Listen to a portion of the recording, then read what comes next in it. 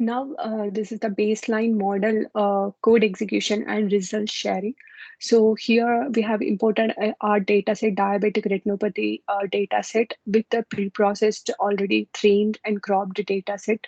And here we are using a MobileNet as a pre-trained model. The first is importing all the required libraries for this code to run. And the next is loading the dataset and pre-trained model. Already pre-processed dataset is also loaded here. And the next is these are the functions which we can use for data loading and model training and predicting how the data set is giving accuracies on our data set, and plotting all the curves and running all these functions, and all the functions are run successfully. Yes. And with the MobileNet model, they have used downsampling and upsampling. With the downsampling as true, trained the model with all training data set and predicted the model.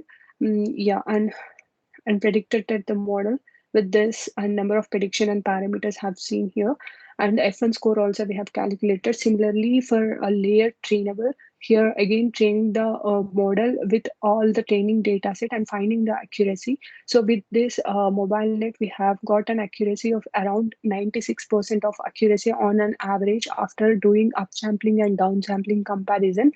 So this is our base model where we can use, and on top of it we are planning to propose our model as capsule networks to increase the efficiency without pre-processing model, as this is a pre-processing mobile net model. Thank you.